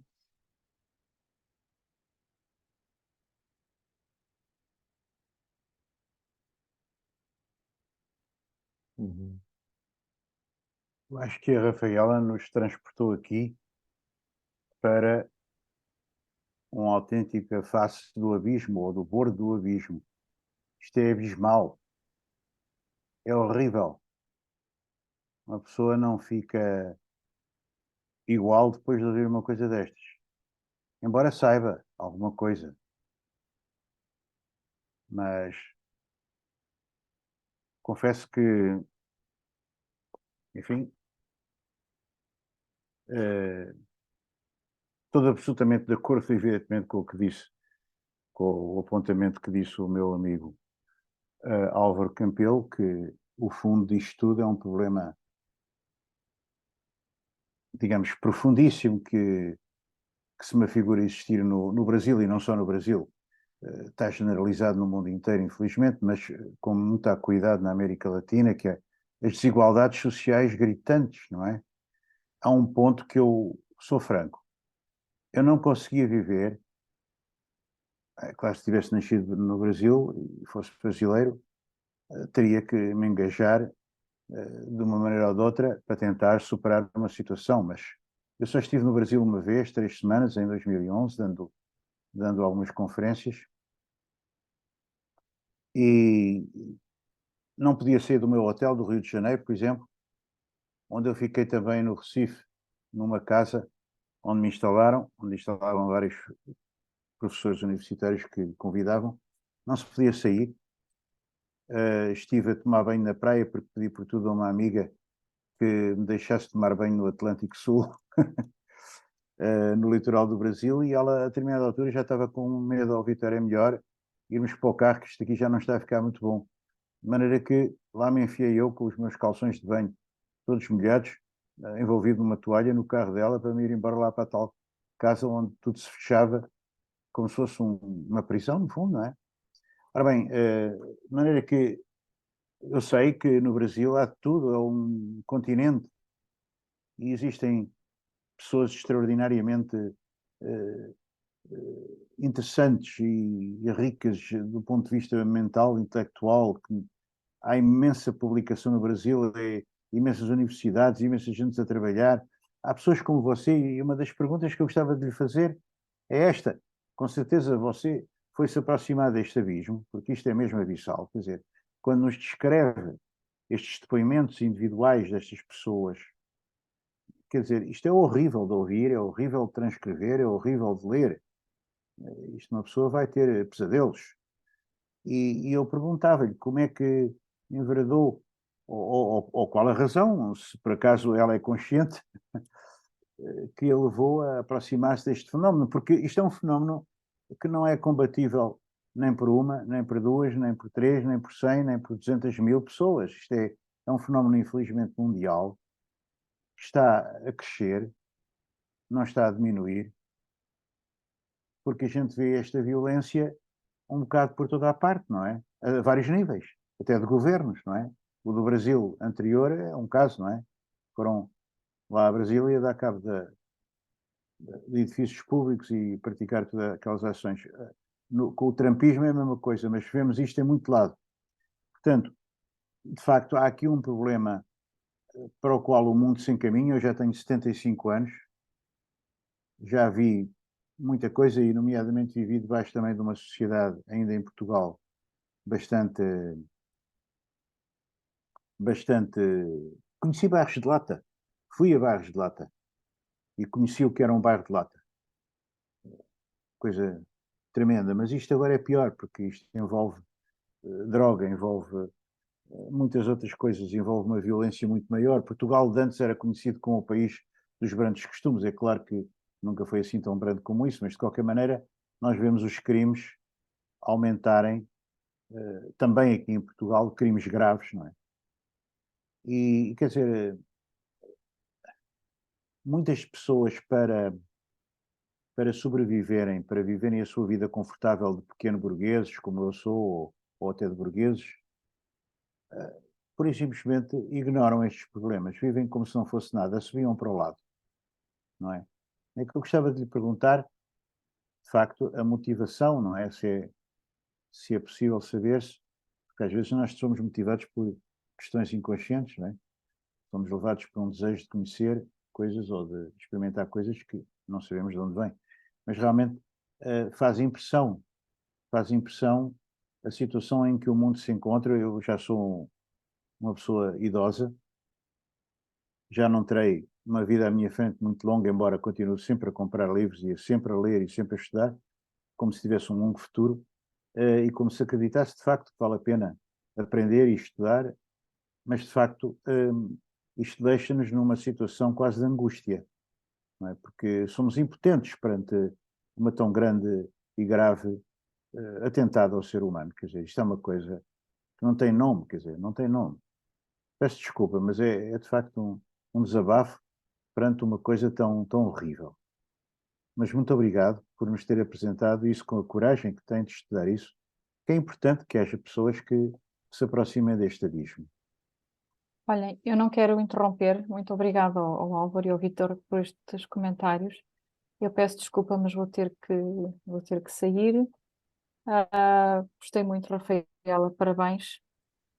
Eu acho que é claro que não se percebe, apesar da figura doce e calma que a Rafaela tem, o contraste com a violência do contexto em que ela trabalha e o trabalho extraordinário que tem feito junto a estas pessoas. Parabéns, eu sinto-me uma pessoa privilegiada por acompanhar este projeto de perto já há imenso tempo e pronto, desejo muitas felicidades, corra tudo bem e agradeço a vossa disponibilidade para ouvirem e a Rafaela está numa fase, tem este material todo e que beneficiará certamente dos vossos comentários, dos vossos contributos para a tese de doutoramento dela. Boa noite a todos e a todas. Até breve. Boa noite, obrigado. Patrícia, boa noite, Patrícia. Eu gostava também de questionar uma coisa. Depois da pergunta que fez o Vítor, a Rafael certamente vai responder da sua coragem de ter escolhido este trabalho de campo, este local, este tema. Era a questão que, de facto, a nível teórico, terá que trabalhar um bocadinho a antropologia do corpo, não é? Porque esta antropologia do corpo que é um campo teórico muito rico, para as pessoas, não só por causa do traje, mas principalmente o posicionamento destas pessoas perante o processo sanitário, não é? Eu acompanhei um projeto brasileiro sobre a chamada saúde do homem, que é mais para homossexuais, a saúde do homem, e ver como é que os espaços sanitários, hospitais, clínicas são extremamente discriminatórios perante estas pessoas, porque de facto, apesar da lei de dizer que devem ser tratados, está tudo muito normalizado, o certo é que a discriminação, o gozo, a palavra chocosa, o permanecer muito tempo sem ser atendido, a exclusão, ou seja, estes corpos são corpos singulares, são corpos que, apesar de serem corpos humanos, e o Vítor disse muito bem a brutalidade desta ação sobre um corpo, como que aqui foi relatado, não é? Como é que um corpo é violado sexualmente por materiais, por tudo, como é que nós conhecemos estes casos. Eu conheço também de trabalhos de outros alunos e assim, que é uma coisa que impressiona, mas uma antropologia do corpo, desta fragilidade que o corpo traz, não é por acaso, não é para chamar a minha sardinha, mas um texto que eu escrevi nos 100 anos da nossa sociedade sobre a antropologia do corpo e a fragilidade, uma antropologia da fragilidade. Acho que é um conceito, esta antropologia da fragilidade, que deve integrar na sua reflexão, porque há aqui uma fragilidade impressionante, que é o nosso corpo, que está disponível e sujeito à violência, né? Nós, por mais, e vemos ali aquela coragem daquela jovem que diz: não estou à espera da polícia, eu próprio pelas minhas mãos faço justiça, não é? É quando um corpo atingiu a extrema vulnerabilidade que nem o Estado, nem a polícia o protege, e ela própria tem que o proteger, tem que o afirmar, não é? Mas é impressionante. Eu gostava que respondesse primeiro à questão do Vítor, porque o Vítor é uma questão muito interessante, não é? Mas eu queria acrescentar só isto, porque de facto, quem trabalha nesta casa, quem trabalha com estas pessoas, um dos maiores problemas que tem é o espaço sanitário, né? Depois da violência ou antes da violência, e como é que os corpos são tratados, são socializados. Porque uma coisa é aceitar o género, uma coisa é respeitar o género, outra coisa é este género diferente entrar no espaço institucional, e que é muito diferente.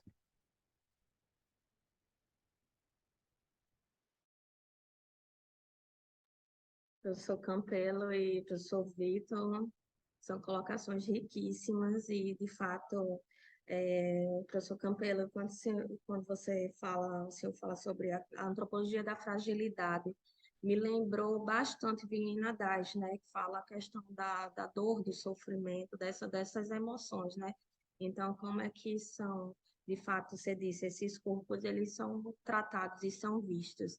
Então, é isso que desperta um interesse para que eu queira compreender de fato esses corpos, essas representações, não apenas representações não apenas uma simples narrativa, mas como são seres humanos, somos todos seres humanos, então como é aquela pessoa além daquilo, daquele espaço, por isso que eu tento buscar compreender esses aspectos tanto voltados para o passado, presente e futuro, quais são também os projetos de vida dela futuro. E a motivação de tudo isso já é essa temática da antropologia do direito também, né? Que eu já sou motivada desde a graduação de Direito e Ciências Sociais, em que eu já venho fazendo pesquisa durante muito tempo, voltada para essa questão de direitos humanos, de sistema prisional. Na época da graduação, eu pesquisei adolescentes em conflito com a lei do sexo feminino. Então, eu acompanhei um ano, foi quase um ano e meio, dentro do sistema socioeducativo, essas adolescentes. E aí, já no mestrado, eu passei a acompanhar prisões em flagrantes. Então, eu tentei compreender como os presos eram vistos, eles eram tratados também, como era essa violência, né, tanto antes da prisão, no momento da prisão, como também dentro e posteriormente, mas analisando todo o sistema. Então, eu pesquisei, conversei com profissionais da área do direito, familiares de presos, os presos, então, todos os policiais, para poder, de fato, compreender esses corpos. E para o doutorado, eu trago já essa outra temática, mas também partindo do aspecto dos direitos humanos, né, também desses corpos, porque eu já fui algo instigado dentro do mestrado na disciplina que eu cursei e também por dentro de acompanhar as prisões, as audiências de custódia, que são as prisões em flagrantes, em que ele tem até 24 horas para se apresentar à autoridade policial, como seus direitos eram negados. E aí, nesse contexto, eu não vi a presença de mulheres transexuais, nem de homens transexuais, pessoas transgêneras. Então, para um desses corpos, essas pessoas eram levadas. Então, foi quando, de fato, eu quis tentar compreender o porquê de não existir boletins de ocorrência, por exemplo, aqui em Natal, na minha cidade. Atualmente, de 2017 para 2023, temos 5 casos no estado. E esse ano teve o primeiro julgamento no Tribunal de Justiça de um assassinato de uma menina transexual, de uma adolescente de 15 anos. E o processo, eu tive acesso ao processo, de fato, não é fácil lidar com esses discursos, essas narrativas, entrevistar, ter o contato com esse público, né, que está em uma situação de vulnerabilidade, mas eu enxergo essas pessoas como seres humanos. Então, o que me motiva é uma forma de tentar dar voz para essas pessoas, para poder pensar a partir dessas vozes, por exemplo, podemos trabalhar para pensar na criação, fortalecimento de políticas públicas, política não discriminatória, a questão da desigualdade, né, da igualdade, pensar também esses marcadores sociais. Então, pensar como essas pessoas podem também ganhar um espaço além desses outros contextos. Então, de fato, no início foi um estranhamento para mim, ainda porque muitas vezes esses discursos são repetitivos, quando você começa a ouvir cada história, é o mesmo, você vê que são histórias diferentes, mas os mesmos marcadores, que é justamente você fala, a questão da desigualdade é muito forte, né, da violência. Então, assim, só que esses são corpos resistentes, são corpos de poder, que também são corpos de luta, que como realmente dentro da sociedade, você pensar um pouco fora da caixa e não pensar como pessoas de má índole apenas, que é o que praticamente a sociedade condena, né, dentro desse tabu. Mas é justamente compreender o ser humano. E é isso. Muito obrigada, professor. Não sei se eu respondi, mas é uma motivação que já vem ao longo dos anos, desde a graduação, pesquisar essas temáticas. Não sei se posso só acrescentar uma coisa. Nós aqui, dentro desta comodidade burguesa ou pequeno-burguesa, em que nós, sem pretensões intelectuais, vamos vivendo ou tentando sobreviver o melhor possível, tendemos muitas vezes a ver as coisas de uma forma desgarrada deste mundo ou deste submundo terrível que está aí fora, por toda a parte, não é? Mais em certas zonas do mundo, sem dúvida, do que noutras. Em maior quantidade em certas zonas do mundo do que noutras, não é? Mas eu, por exemplo, gosto muito de psicanálise, só vou dar esta pequena chega. Gosto muito de psicanálise, não só freudiana, como depois o seu seguimento com Jacques Lacan, lacaniana, que é uma psicanálise totalmente já desmedicamentalizada, porque tanto o Freud como o Jacques Lacan foram educados, tiveram a formação de psiquiatras, portanto, de médicos, basicamente. Mas depois, evidentemente, o Freud teve a intuição da descoberta do inconsciente e o Lacan desenvolveu isso muitíssimo. O que é que isto tem a ver com o assunto de hoje? Tem a ver que cada ser humano é um ser humano singular e irrepetível. Daí que cada ser humano que é vitimado por este tipo de agressões ou que até, digamos, é levada à condição de grande penúria moral, física, tudo, e depois até inclusivamente à morte. Cada ser humano que morre é uma realidade irrepetível.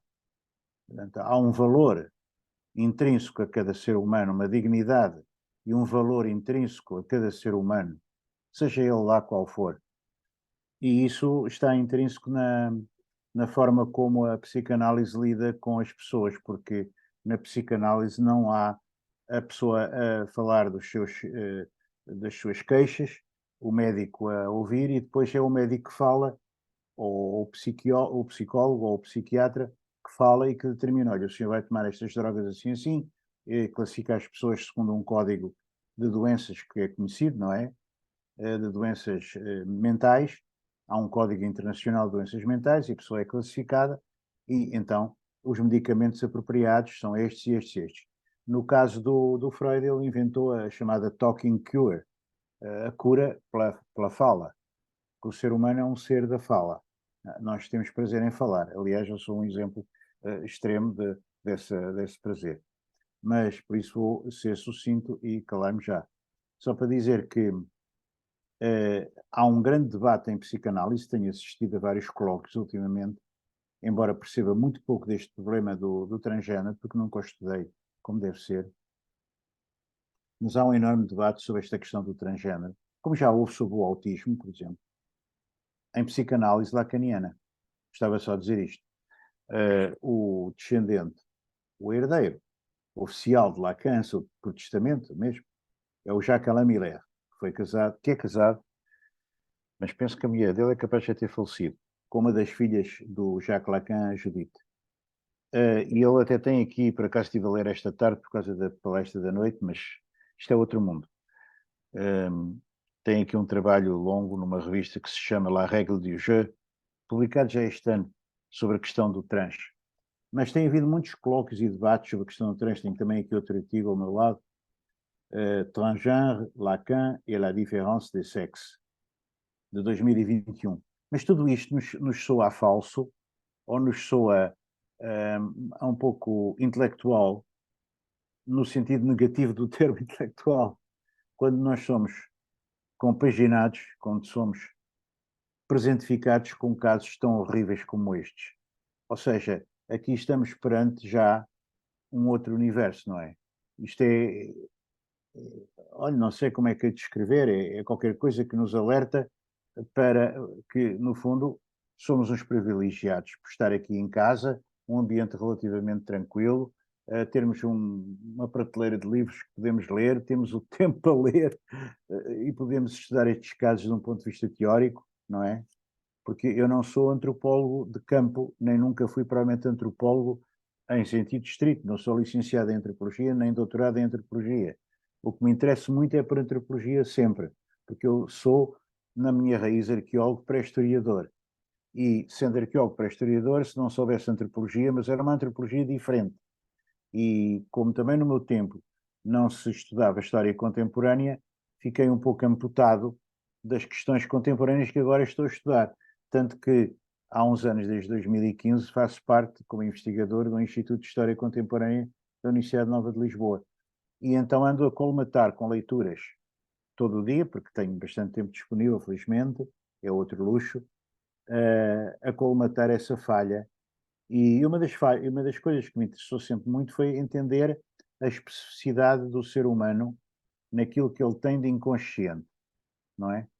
Porque estas pessoas que sofrem horrores nos seus corpos, sofrem horrores no seu espírito. É o seu espírito que é destruído. E é isso que, quer dizer, esse caráter indissolúvel entre corpo e espírito, corpo e o que antes chamávamos alma, ou muitos ainda chamam alma, que choca, não é?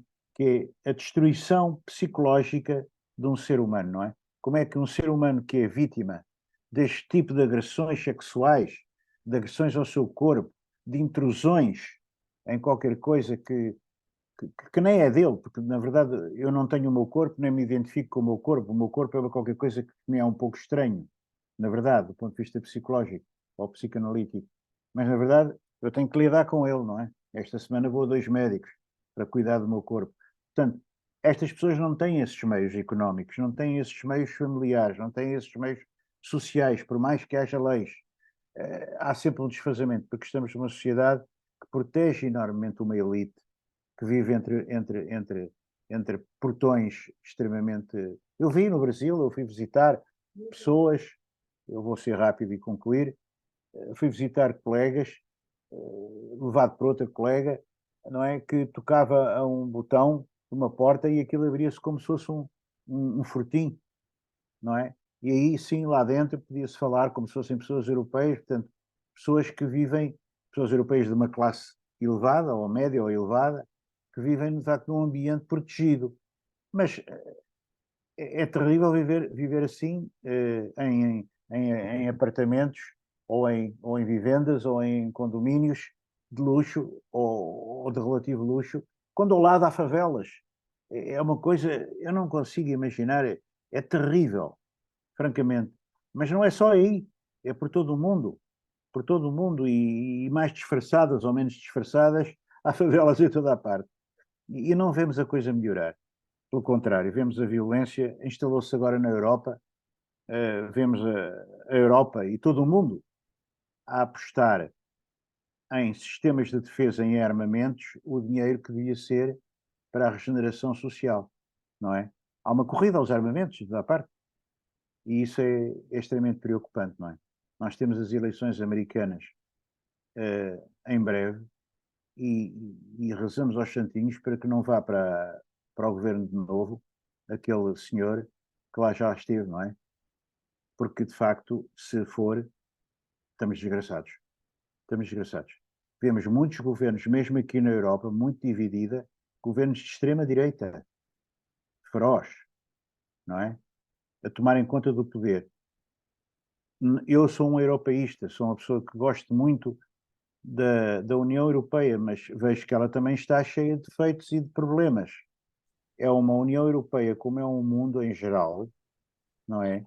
Neoliberal. E o que é o neoliberalismo? É a proteção dos ricos, cada vez mais ricos, contra uma grande maioria de pobres, cada vez mais pobres. Foi isso que a senhora Thatcher, em Inglaterra, e que outros políticos do mesmo género, que hoje estão por todo o mundo, por toda a parte, não é? Instalaram. É uma fase do capitalismo que não vemos como sair dela. E vemos-la agravar-se. E o Brasil é apenas um caso entre vários deste problema, não é? Que nos assustou tanto quando esteve lá o anterior presidente, porque estávamos a ver a coisa muito perigosa, não só para os brasileiros, mas para todo o mundo, porque, sei lá, a Amazónia, por exemplo, é uma riqueza mundial, é uma pertença mundial. Enfim, eu sofro quando penso no Brasil, porque é um país irmão, é um país que fala a nossa língua, é uma língua muito parecida, é um país com o qual devíamos ter imensas relações, não temos nenhumas. Chegam poucos livros do Brasil a Portugal. De maneira que você, Rafaela, ao vir para Portugal, completar a sua formação, fazer a sua tese de doutoramento, está a contribuir para estabelecer essa ponte. Mas essa ponte devia ser multiplicada 1000 vezes, não é? Eu tenho que lhe dar os meus parabéns e concluir o que estou a dizer. Muito obrigado pela sua apresentação e pelo que nos ensinou dessa realidade, de facto, tremenda. E boa sorte para o resto do seu trabalho. Eu gostava de Obrigado. perguntar se mais alguém quer colocar alguma questão à Rafaela, as pessoas que ainda aqui estão a participar, que levantem uma mão e façam a questão que queiram colocar.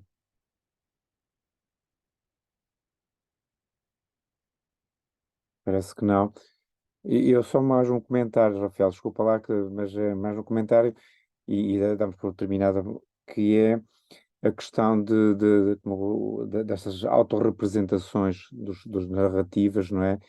E como é que a dado momento, isto aqui é terrível no processos inconscientes, fala aqui o Vítor também, mas como é que por vezes as vítimas trans quase que se sentem culpadas da violência que recebem. Isso aqui é uma coisa interessante, como é que no processo familiar da normalização que há, de tal maneira que eles, a dado momento, e é interessante ver isso no teu trabalho de campo, como é que aquilo que para nós, e para qualquer ser humano, é de uma aberração, de uma extrema violência, a certo momento eles sabem que legalmente estão protegidos, mas sabem que a sociedade que é assim, sabem até que ponto se olham como, eh, vou dizer a palavra, é errada, mas naturalmente vítimas, não é? Uma naturalização da violência sobre eles porque eles são diferentes, não é? E isso é um processo de auto-marginalização por vezes, não é? Vemos pessoas acho que têm uma coragem de se afirmar diferentes, coragem enorme de se afirmar, mas ao mesmo tempo parece que a violência que é exercida sobre eles tem uma legitimação social, isso é terrível, e por vezes eu em trabalho de campo vejo isso, e certamente também viu isso, e nós, pela investigação, temos que consciencializar que nada, nenhum do seu corpo, nenhuma parte da sua identidade merece qualquer tipo de discriminação. Ok, vejo que está toda a gente já aqui algumas partes escritas no chat, desejando todos os parabéns à Rafael por vários dos intervenientes. Não sei se algum deles quer expressar isso publicamente por vós, porque aqui está, mas não querendo, Vitor, se calhar vamos agradecer à Rafael e dar por finda a gravação, depois esperar um bocadinho, para depois o Vitor vai disponibilizá-la para todos. Eu vou acabar agora a gravação, e depois se alguém quiser falar mais uma coisa, à vontade, ok? Então, Então, eu gostaria de agradecer a todos pela presença e por me ouvir. Principalmente é muito importante ter esse apoio, esse feedback de vocês, essas colocações, contribuições, para eu poder, de fato, melhorar, né? Como é que eu vou ajustar esse tamanho de informações, né? Para poder realmente desenvolver uma escrita que possa tanto ser acessível para o Brasil como para Portugal e poder levar também esse contributo para vocês, né, com base na minha experiência ao longo desses anos. O tempo passa rápido, já termina e ainda tenho essa fase de escrita, que é o processo mais difícil, mas eu agradeço imensamente a todos. E, Campbell, você falou dessa questão da autorrepresentação, das narrativas, eu não, como elas, por exemplo, eu não gosto muito dessa colocação, eu particularmente tenho também que redefinir algumas colocações minhas, como é que eu vou mencionar a palavra vítima, né? Porque ao mesmo tempo elas são agressoras. A partir do momento que elas passam a se, nas suas narrativas, elas passam a a informação, né, de que é para se defender, de que é em legítima defesa, então por isso que algumas cometeram homicídio e foram presas, porque sofreram a violência doméstica, né, e o motivo, ciúmes, o motivo essas violências que elas já são inseridas e acabam que também elas praticam esse ato de violência, né? E como é que elas vão se restabelecer, se ressignificar após essas vivências, né? Como essas vivências futuras, como serão essas vivências futuras e como é que elas vão passar a ser vistas, se sentirem e buscar um novo olhar, uma nova trajetória de vida. Mas eu quero muito agradecer a oportunidade, porque eu acho que é a primeira vez que eu estou falando abertamente assim para vocês em Portugal, fora de contexto de conferências internacionais, essa diretamente, e principalmente trabalhar a interdisciplinariedade, porque aqui a gente está falando não apenas de antropologia, mas de sociologia, de história, né, da psicanálise, gosto muito também da psicanálise, o professor Vitor Jorge falou essa questão que eu também sou, se eu pudesse também estudava Faulkner e abordava todo esse contexto interdisciplinar, porque eu sou uma pessoa que sou, digamos assim, Gosto de trabalhar em interdisciplinariedade, que é importante. Todas as áreas elas estão correlatadas, né? Elas se unem e elas se complementam. Então, obrigada a todos.